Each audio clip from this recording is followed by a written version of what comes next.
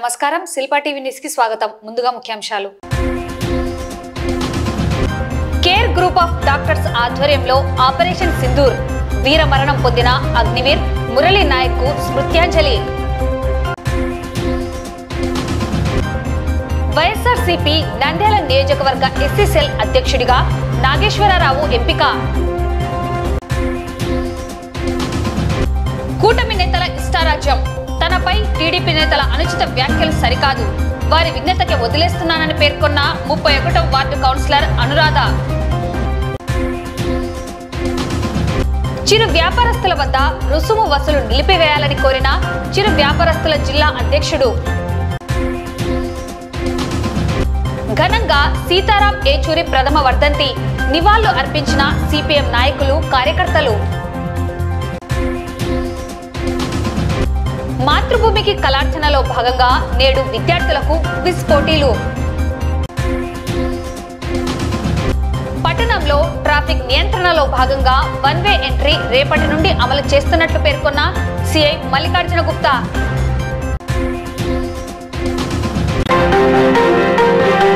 Operation Sindoor లో వీరమరణం పొందిన అగ్నివీర్ మురళీ నాయక్ కు కేర్ గ్రూప్ ఆఫ్ డాక్టర్స్ ఆధ్వర్యంలో శుక్రవారం నంద్యాలలోని రామకృష్ణ కాలేజ్ ఆడిటోరియంలో ఘనంగా స్మృత్యాంజలి నిర్వహించారు. ఈ కార్యక్రమంలో మురళీ నాయక్ తల్లిదండ్రులతో పాటు డాక్టర్ రామకృష్ణారెడ్డి, వైద్యులు విజయబాబు, హరినాథరెడ్డి, నర్మద, వసుధ, ఇతర వైద్యులు, విశ్వ హిందూ పరిషత్ రాష్ట్ర ఉపాధ్యక్షులు విష్ణువర్ధన్ రెడ్డి, సైనిక కుటుంబాలు, కాలేజీ విద్యార్థులు దాదాపు 1000 మంది పాల్గొని స్మృత్యాంజలి ఘటించారు. రామ్ ప్రసాద్ గత 4 సంవత్సరాలుగా సైనికుల కోసం చేస్తున్న సేవల గురించి వివరించారు. వక్తలు మాట్లాడుతూ భారత సైన్యం గొప్పతనం, వివిధ యుద్ధాల్లో జరిగిన ఘట్టాల గురించి కళ్లకు కట్టినట్లు వివరించారు. భారతీయులు త్యాగమూర్తులైనందువల్లే విదేశీయుల 1000 సంవత్సరాల దాడుల తర్వాత కూడా భారతదేశం అగ్రపదంలో ఉందన్నారు. విద్యార్థులు ఖచ్చితంగా దేశంలో, ప్రపంచంలో జరుగుతున్న విషయాల గురించి తెలుసుకోవాలని, మన చుట్టుప్రక్కల ఉన్న నేపాల్, బంగ్లాదేశ్, శ్రీలంక దేశాల లాంటి పరిస్థితి ఇక్కడ రాకుండా కాపాడుకోవచ్చని తెలిపారు. కేర్ గ్రూప్ ఆఫ్ డాక్టర్స్ మరియు విశ్వ హిందూ పరిషత్ వారు వీర జవాన్ మురళీ నాయక్ తల్లిదండ్రులకు ఆర్థిక సహాయం చేశారు. పట్టణంలోని వివిధ రంగాలకు చెందిన ప్రజలు, బంజారా సంఘం వారు మురళీ నాయక్ తల్లిదండ్రులను ఘనంగా సన్మానించారు. దయచేసి ఎవరు బాధపడకండి. డిగ్రీ చదువుతున్న విద్యార్థి తెలియగానే పునీత్ అనేటువంటి అబ్బాయి కొద్ది గంటల్లోనే కళను ఉపయోగించి పెన్సిల్తో ఆర్ట్ వేశాడు. చిన్న సహకారం అందించడం జరుగుతుంది. ఒక మనిషి మరణం ఇంతమందిని కలిపి మనకు ఎలాంటి స్ఫూర్తినిస్తుంది? ఆ మరణం మనలో ఎలాంటి భావనలు రేకెత్తిస్తుంది? ఇది ఒకసారి ఈ స్మృత్యాంజలి సభ ద్వారా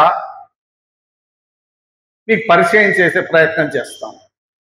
నిజంగా రామకృష్ణ డిగ్రీ కాలేజ్, పీజీ కాలేజ్లో చదివే విద్యార్థులు ఈరోజు ప్రపంచమంతా కూడా అన్ని దేశాల్లో తమ ప్రభావాన్ని విస్తృతంగా చాటగలుగుతున్నారంటే దానికి కారణం కళాశాల ప్రారంభం నుండి చివరి దాకా విద్యార్థుల్లో ఒక చక్కటి సామాజిక స్పృహ కలిగించేటువంటి కార్యక్రమాలు, చైతన్యం తీసుకునేటువంటి ఆటపాటలు, ఒక స్ఫూర్తినిచ్చేటువంటి విద్యా సంస్థ ప్రాంగణంలో ఈ కార్యక్రమం జరుపుకోవడం నిజంగా మీ అందరి అదృష్టం. భారత్ మాతాకి వందే. మన రాష్ట్రం, మన నంద్యాల జిల్లా ప్రజలకి, మన నంద్యాల జిల్లా డాక్టర్ సార్లకి, మన ఈ ప్రోగ్రాంలో వచ్చిన అన్నలకి, పెద్దలకి, అక్క చెల్లెలకి, మేడంలకి అందరికీ నా హృదయపూర్వక నమస్కారం చెప్తున్నాను. మన మే నెలలో మే 8 మన మురళీ నాయక్ భారత్ పాకిస్తాన్ మధ్య ప్రాణాలు అర్పించినది మన భారతదేశానికి తెలుసు. మన రాష్ట్రం, మన నంద్యాల జిల్లా, ప్రత్యేక రాష్ట్రాలు కూడా తెలుసు. ఆనందన మన నంద్యాల జిల్లా ప్రజలు నెల నుంచి మాకు ఫోన్ చేస్తున్నారు. చందు నాయక్, మళ్ళీ డాక్టర్ మన రెడ్డి మహేష్ రెడ్డి అని. కానీ మాకు బొంబాయిలో ఉంటే మేము రాలేకపోతే బిరిన చాలా లేట్ అయిపోయింది. కానీ ఈరోజు మాకు బెంగళూరులో ప్రోగ్రామ్ కూడా, కానీ నిన్న 3 రోజుల ముందే చంద్రనాథ్ సార్ ఫోన్ చేసి మన ఈరోజు ప్రోగ్రామ్ ఫిక్స్ చేసుకున్నాం సార్, మీరు రావాలన్నందుకు చంద్రనాథ్ సార్ మాట కారు దొక్కకుండా మళ్ళీ మన డాక్టర్ మహేష్ రెడ్డి మళ్ళీ ఫోన్ చేసి పదే పిలిచినందుకు మన నంద్యాల జిల్లా ప్రజలు అంత గౌరవం మురళి గురించి, అంత గౌరవం మర్యాద దేశం గురించి మన మురళి ప్రాణత్యాగం చేసినందుకు మన అందరికీ గౌరవం, మాకు కూడా గౌరవం ఉంది, సంతోషం ఉంది. మాకు దేవుడు మురళి రాసిపెట్టినాడేమో ఇలాంటి ప్రతి ఒక్క స్టేట్ లో ఈ ప్రోగ్రామ్ లో మీకు సన్మానం చేయాలి, నేను దేశంలో గొప్ప పేరు తెస్తానని ఆ పొద్దు మురళి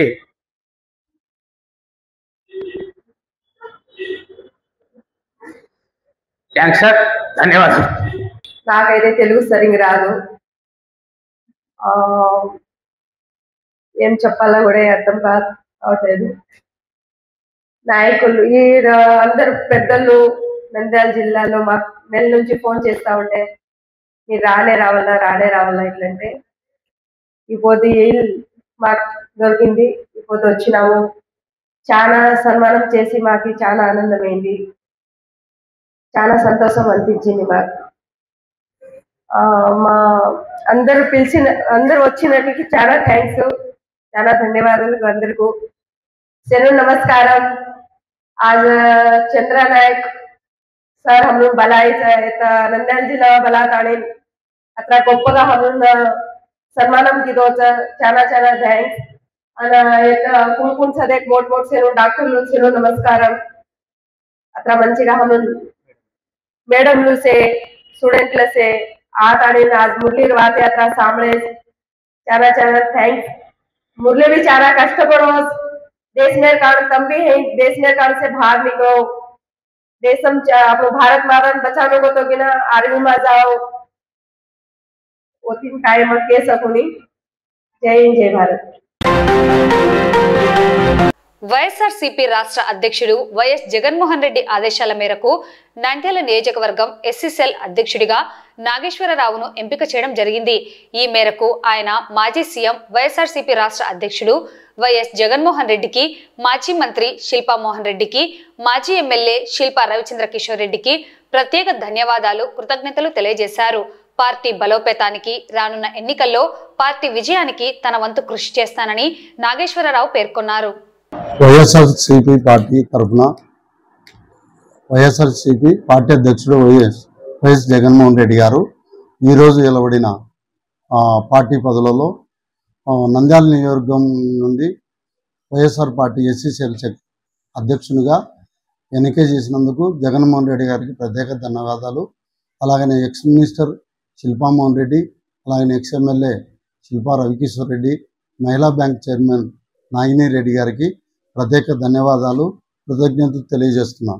అలాగనే మన 42 వార్డు కౌన్సిలర్లకు, తర్వాత పార్టీకి సేవ చేసేవారికి, అలాగనే పదవులలో ఉండేవారికి మరియు అందరికీ ప్రత్యేక ధన్యవాదాలు తెలియజేస్తున్నాను.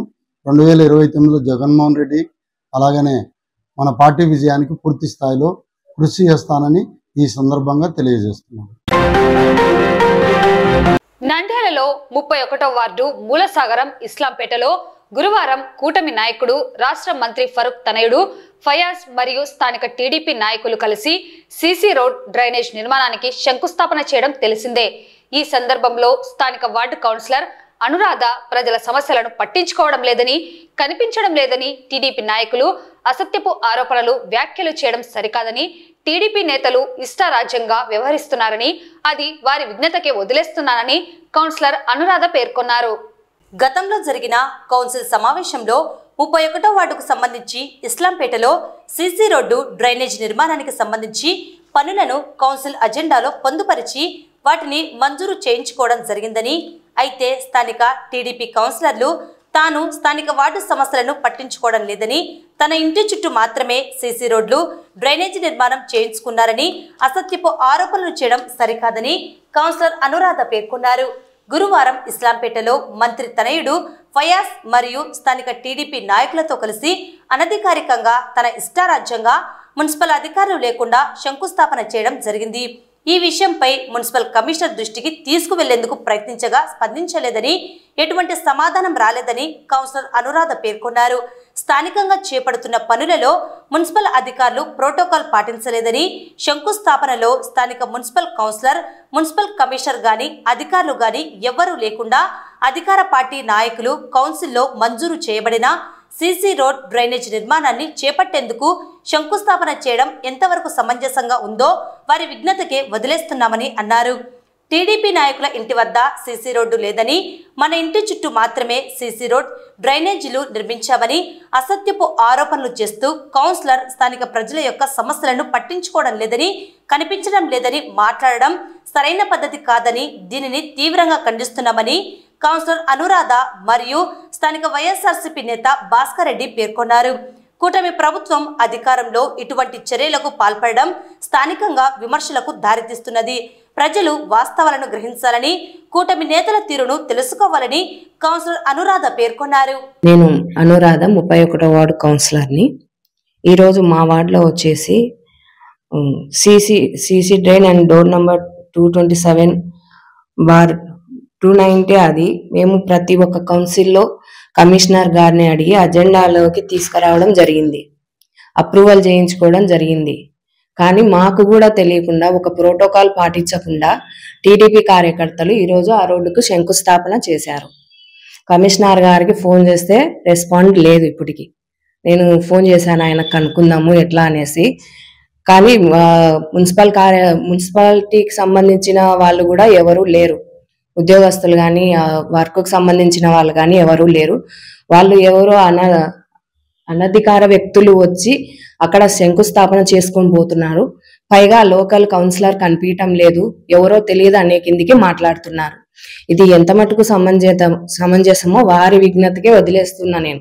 ఈ జగనన్న ప్రభుత్వంలో గడప గడప ప్రోగ్రాంకు మళ్ళా ఎమ్మెల్యే గారు వచ్చినప్పుడు, మాజీ ఎమ్మెల్యే రవిచంద్ర కిషోర్ రెడ్డి గారు వచ్చినప్పుడు కూడా అక్కడ సందర్శించి కంపల్సరీ వేయించాలి అని అనుకోవడం కూడా జరిగింది. అప్పటి నుంచి కూడా మేము ప్రతి కౌన్సిల్లో అడుగుతూనే ఉంటే ఇప్పటికే అది అప్రూవల్ అయ్యింది. మాకు కూడా ఇన్ఫర్మేషన్ లేదు ఇప్పటి వరకు. మళ్ళీ వాళ్ళే అప్పటి నుంచి మేము అడుగుతూ ఇప్పుడు అప్రూవల్ వచ్చింది. మేము కౌన్సిలర్స్ అడిగింది ఏం లేదు, మేమే చేసుకున్నాం అన్నట్లు వాళ్ళు మాట్లాడుతున్నారు. కౌన్సిలర్ కనిపించడం లేదు, కౌన్సిలర్ తెలీదు ఎవరో అన్నట్లు మాట్లాడుతున్నారు. ఇది ఎంతవరకు సమంజసమో అది వారి విజ్ఞతకే వదిలేస్తున్నాం మేము. రాష్ట్ర ప్రభుత్వం గెజిట్ లో విడుదల చేసిన మేరకు చిరు వ్యాపారస్తుల వద్ద ఎటువంటి రుసుము వసూలు చేయరాదని తెలియజేయడం జరిగిందని, కావున మున్సిపల్ సిబ్బంది చిరు వ్యాపారస్తుల వద్ద ఎటువంటి రుసుమును వసూలు చేయరాదని, ఎవరు రుసుము చెల్లించవద్దని నంద్యాల జిల్లా చిరు వ్యాపారస్తుల సంఘం అధ్యక్షుడు సత్యనారాయణ గుప్తా పేర్కొన్నారు. గత వైసీపీ ప్రభుత్వంలో మున్సిపల్ కౌన్సిల్ తీర్మానం మేరకు నాటి ఎమ్మెల్యే మరియు మున్సిపల్ చైర్పర్సన్ కౌన్సిల్ వారు తీసుకున్న నిర్ణయం మేరకు చిరు వ్యాపారస్తుల వద్ద రుసుము వసూలు చేయడం లేదని, అయితే కూటమి ప్రభుత్వం వచ్చిన నాటి నుండి చిరు వ్యాపారస్తుల వద్ద రుసుము వసూలు చేస్తున్నారని తెలిపారు. సోమవారం మున్సిపల్ కమిషనర్ చైర్పర్సన్ తో కలిసి రుసుము గురించి చర్చించడం జరుగుతుందని ఆయన తెలిపారు.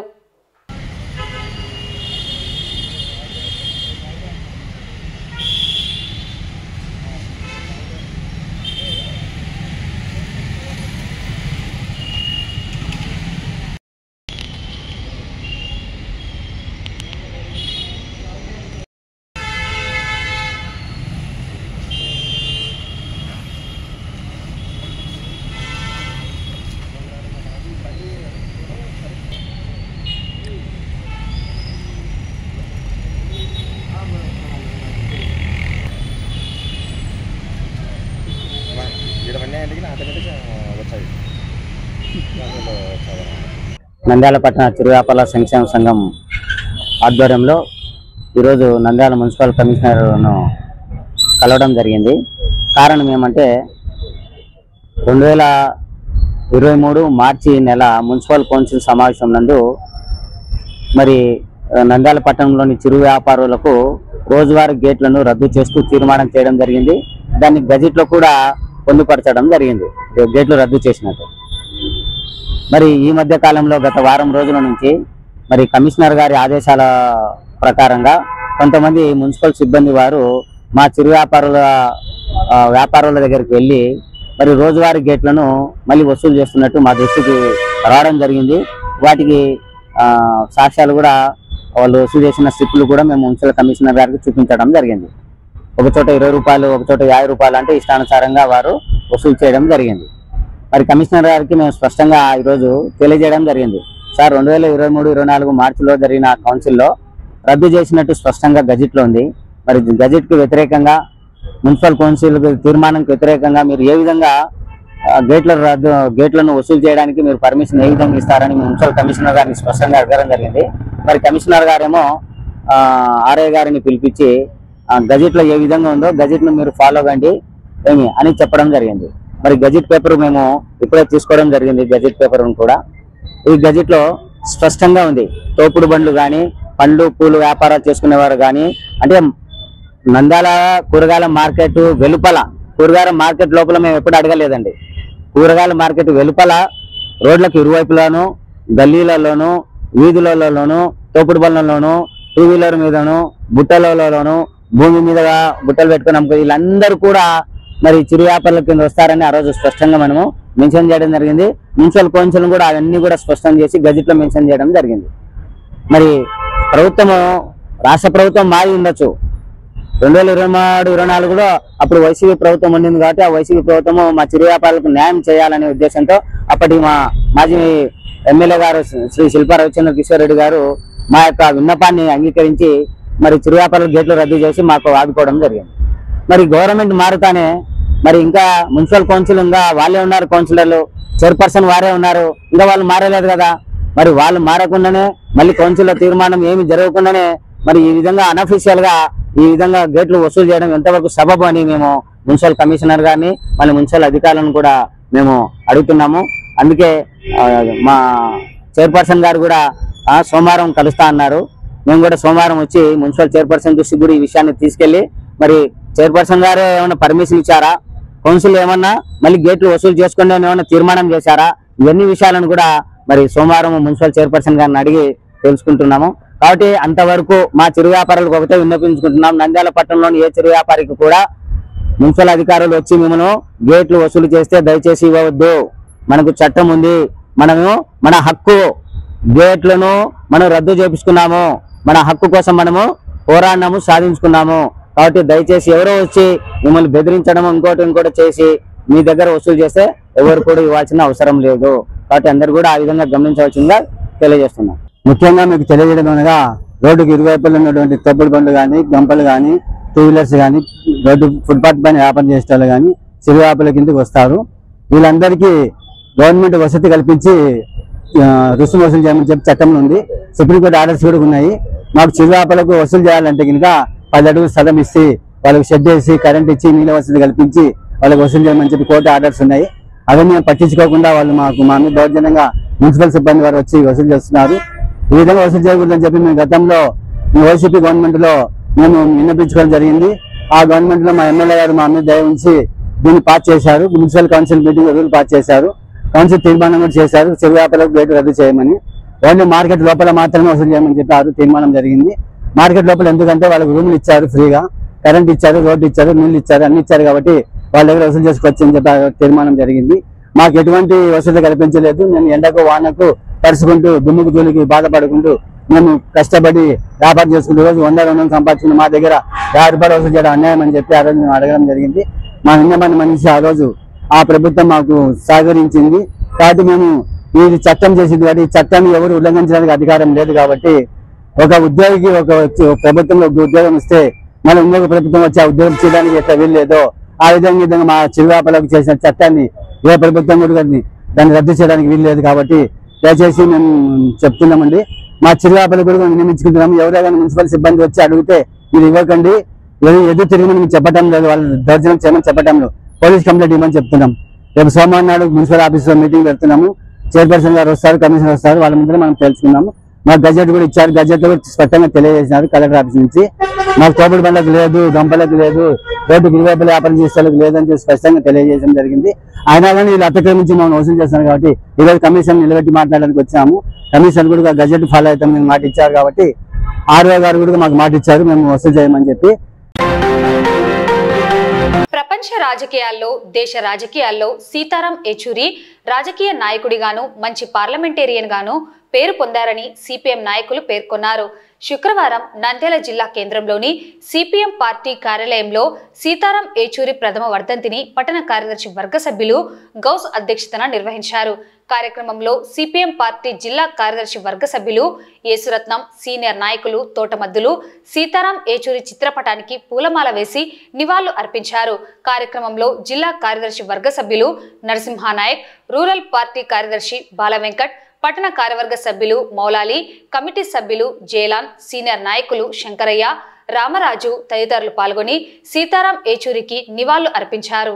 అనంతరం యేసురత్నం మాట్లాడుతూ సీతారాం ఏచూరి ప్రపంచ, దేశ రాజకీయాల్లో తనదైన చెరగని ముద్ర వేసుకున్నారన్నారు.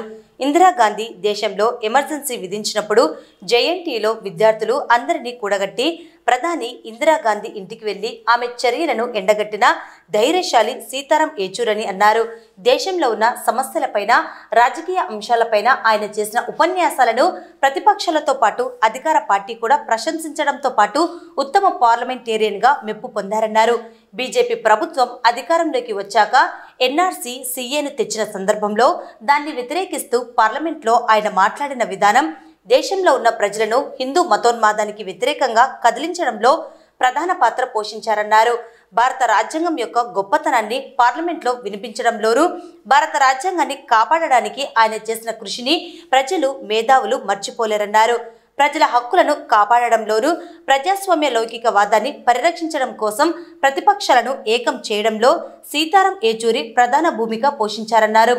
ప్రస్తుత పరిస్థితుల్లో సీతారాం ఏచూరి లేని లోటు కనబడుతుందని, ఫాసిస్టు మతోన్మాద చర్యలకు నిక్కచ్చిగా మాట్లాడిన ఆయన విధానాన్ని రాబోయే కాలంలో వామపక్ష, ప్రజాతంత్రవాదులు ముందుకు తీసుకువెళ్లాలన్నారు. సిపిఎం సీనియర్ నాయకులు తోటమద్దులు, సిపిఎం జిల్లా కార్యవర్గ సభ్యులు నరసింహనాయక్, సీనియర్ నాయకులు శంకరయ్య, సిఐటియు నాయకులు సుబ్బారావు తదితరులు పాల్గొన్నారు. సీతారాం ఏచూరి గారు మనందరికీ తెలుసు. మనం ఆ ప్రజాశక్తి పత్రికలు, మార్క్సిస్టు పత్రిక ఇటువంటి మనం చదువుతుంటాం.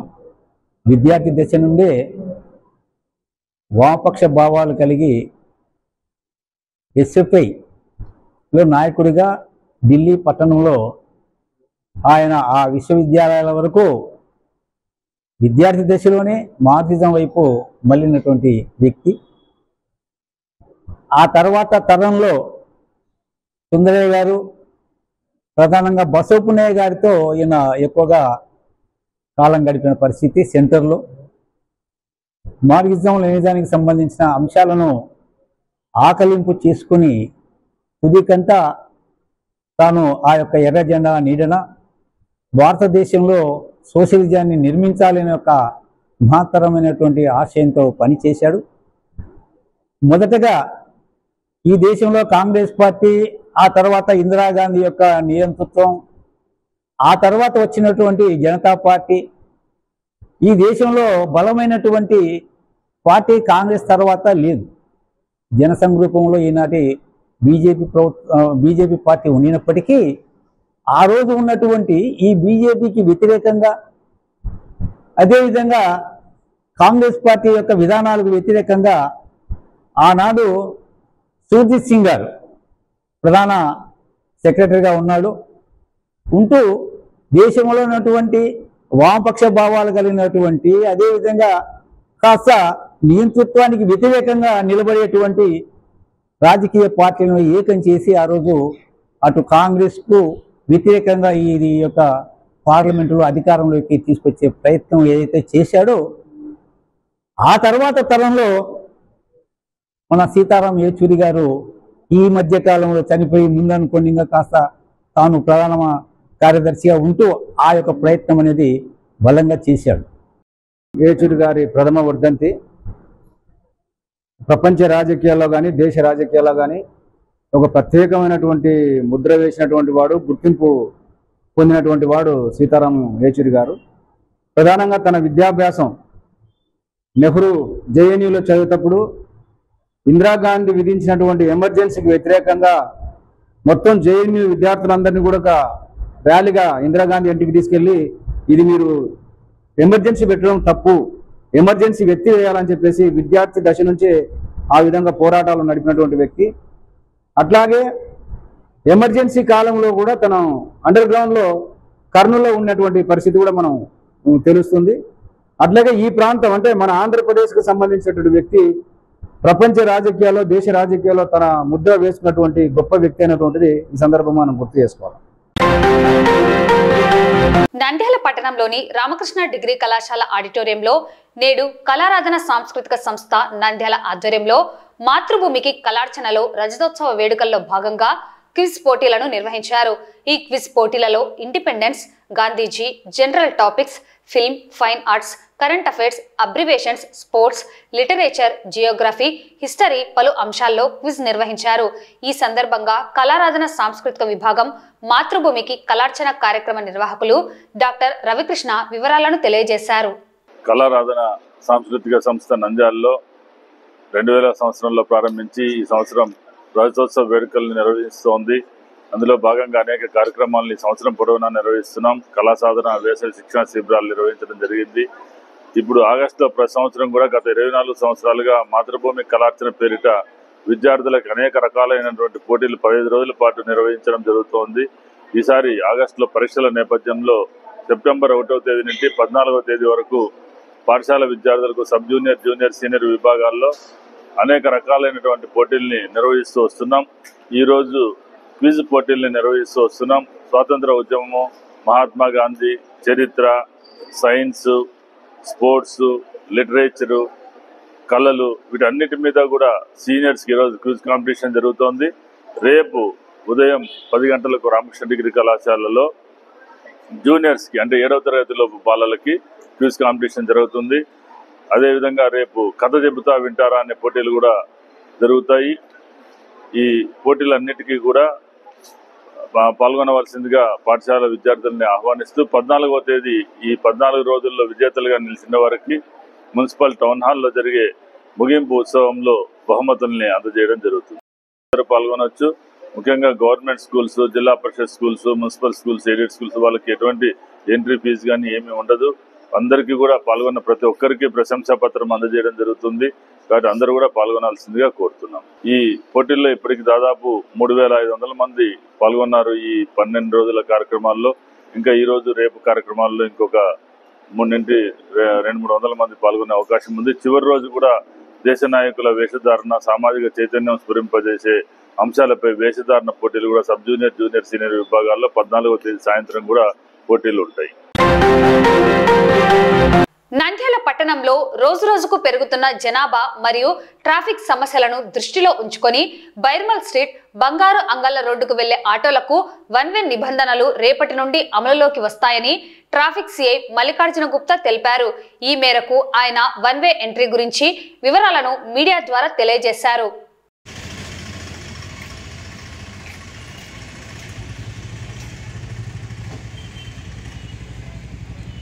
నంద్యాల ప్రజలకు మరియు ఆటో డ్రైవర్లకు, ఆటో ఓనర్లకి, 4 వీలర్స్ వాహనదారులకి అందరికీ ట్రాఫిక్ పోలీస్ వాళ్ళ సూచన ఏమంటే, ముఖ్యంగా నంద్యాలలో బైరమల్ స్ట్రీటు, బంగారు షాపుల వీధి గురించి పలు రకాల కంప్లైంట్స్ వస్తున్నాయి. ట్రాఫిక్ బాగా ఇబ్బందిగా ఉందని 1 వే మెయింటైన్ చేయమని చెప్పి అడుగుతూ ఉన్నారు. కానీ అక్కడ 1 వే మెయింటైన్ చేయడం వలన కొన్ని సమస్యలు ఉన్నాయి. అది పూర్తి స్థాయిలో 1 వే చేయడం అనేది కష్టం. కాబట్టి మా ప్రయత్నంగా ప్రజల యొక్క సూచనల మేరకు వాళ్ళకు ఉండే ఇబ్బందులను తొలగించడానికి ఫస్ట్ ఆఫ్ ఆల్ ఒక స్టెప్ వేస్తున్నాం. కల్పనా సెంటర్ నుంచి బైరమల్ స్ట్రీట్లోకి, బంగారు షాపుల్లోకి పోకూడదు. కల్పనా సెంటర్ నుంచి కానీ, గాంధీ చౌక్ నుంచి కానీ ఆటోలు ఎంటర్ కాకూడదు. ఆటోలు ఎంటర్ ఎట్లా కావాలంటే, నుంచి తీసుకుంటే మళ్ళీ రైట్ సైడ్ ఒక సందు ఉంటుంది. ఆ సందులోంచి ఆటోలు రావాలి. అంటే ఆటోలు ఒక డైరెక్షన్లోనే రావాలి. కల్పనా సెంటర్ నుంచి మాత్రం రేపటి నుంచి ఆటోలు ఎటువంటి పరిస్థితుల్లో లోపలికి పంపబడవు. ఆటోలు అందరూ రీడింగ్ రూమ్ దగ్గర నుంచి బైరమల్ స్ట్రీట్లోకి, బంగారు షాపుల్లోకి ఎంటర్ కావాలి. ఇది మా ప్రయత్నంగా ఒక 2-3 రోజులు మీకు అవగాహన కోసము అవకాశం కల్పిస్తాము. తర్వాత మీకు ఒక 2-3 రోజుల తర్వాత మీరు అవగాహన తెచ్చుకోకుండా మాకు తెలియదు అని మాత్రం కల్పనా సెంటర్ వైపు నుంచి కానీ గాంధీ చౌక్ దగ్గర నుంచి కానీ మీరు ఆపోజిట్ డైరెక్షన్లో పోకూడదు. ఓన్లీ ఒక సైడ్ మాత్రమే ఆటోలు రావాలి. మీరు ఈ సూచనలు పాటించకుండా మీరు ప్రయత్నం చేస్తే మాత్రం ఎంటర్ కావడానికి మీకు ఖచ్చితంగా భారీగా జరిమానాలు విధిస్తాం. ఇదైతే జరుగుతుంది కంపల్సరీ. అందుకే ఆటో డ్రైవర్లందరికీ ముఖ్యంగా ఈ సూచనలు చేయడం జరుగుతుంది. అలాగే పద్మావతి నగర్లో కూడా 2 వైపులా రోడ్డు ఓపెన్ చేసినారు. ఇప్పుడు కొత్తగా వేసిన రోడ్డుకి అటుపక్క ఉండే షాపులకి మధ్యలో గ్యాప్ వచ్చి కొద్దిగా డౌన్ ఉంది. అది మనం మున్సిపల్ కమిషనర్తో కానీ ఆ కాంట్రాక్టర్తో కానీ మాట్లాడి దానికి రెమెడీ ఏందని చెప్పి కనుక్కుంటాము. అంతవరకు మీరు షాపులో వాళ్ళు కొద్దిగా దాన్ని మీ షాప్ ముందర మట్టేసుకొని కొద్దిగా డౌన్ చేసుకొని మీ షాపుల ముందర బండ్లు పెట్టుకునే ఏర్పాట్లు చేయాలి. అంతే తప్ప నడి రోడ్లో మాత్రం మీరు బండ్లు పెట్టేస్తే చలానాలు కొట్టి కంపల్సరీ ఫైన్ వేస్తే ఫైన్ వేయడం మాత్రం జరుగుతూ ఉంటుంది.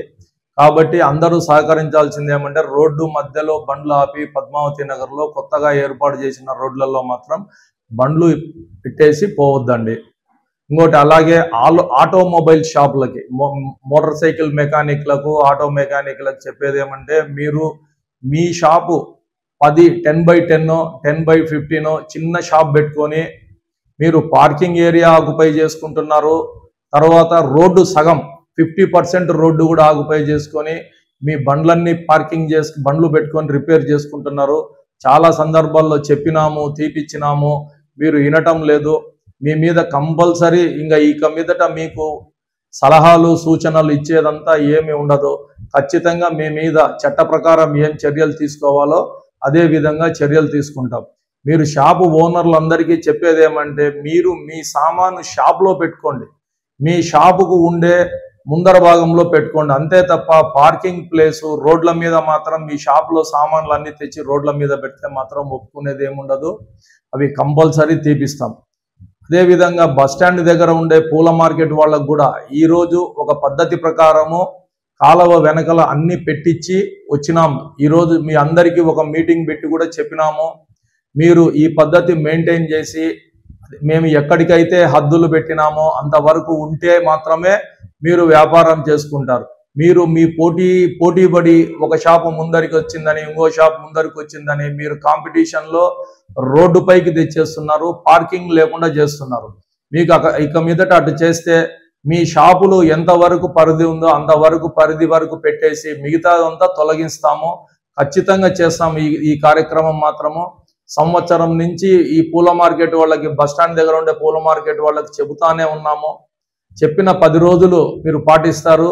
మళ్ళా తర్వాత మీరు యథావిధంగా మీవన్నీ రోడ్ల మీదకి తెచ్చేస్తున్నారు, ట్రాఫిక్ విపరీతమైన అంతరాయం కలిగిస్తున్నారు. ఈ సూచనలు మీరు పాటించకపోతే మీ మీద కూడా ఖచ్చితంగా మీ మీద కేసులు కూడా పెడతాం. ఇప్పటి నుంచి ఫైన్లు వేస్తున్నాము, కేసులు కూడా పెట్టి కోర్టుకు పంపిస్తాం మీ మీద. అది ఒకటి గుర్తు పెట్టుకొని ట్రాఫిక్ పోలీసు వాళ్ళు ఇచ్చిన ఈ సూచనలన్నీ తప్పకుండా పాటించాలని కోరుకుంటున్నాను. వార్తలు ముగించే ముందు ముఖ్యాంశాలు మరోసారి. కేర్ గ్రూప్ ఆఫ్ డాక్టర్స్ ఆధ్వర్యంలో ఆపరేషన్ సింధూర్ వీర మరణం పొందిన అగ్నివీర్ మురళీ నాయక్ కు స్మృత్యాంజలి. వైఎస్ఆర్సీపీ నంద్యాల నియోజకవర్గ ఎస్సీ సెల్ అధ్యక్షుడిగా నాగేశ్వరరావు ఎంపిక. కూటమి నేతల ఇష్టారాజ్యం. తనపై టీడీపీ నేతల అనుచిత వ్యాఖ్యలు సరికాదు, వారి విజ్ఞతకి వదిలేస్తున్నానని పేర్కొన్న 31వ వార్డు కౌన్సిలర్ అనురాధ. చిరు వ్యాపారస్తుల వద్ద రుసుము వసూలు నిలిపివేయాలని కోరిన చిరు వ్యాపారస్తుల జిల్లా అధ్యక్షుడు. ఘనంగా సీతారాం ఏచూరి ప్రథమ వర్ధంతి నివాళులు అర్పించిన సిపిఎం నాయకులు, కార్యకర్తలు. మాతృభూమికి కళార్చనలో భాగంగా నేడు విద్యార్థులకు క్విజ్ పోటీలు. పట్టణంలో ట్రాఫిక్ నియంత్రణలో భాగంగా వన్ వే ఎంట్రీ రేపటి నుండి అమలు చేస్తున్నట్లు పేర్కొన్న సిఐ మల్లికార్జున గుప్తా. ఈ వార్తలు ఇంతటితో సమాప్తం. నమస్కారం.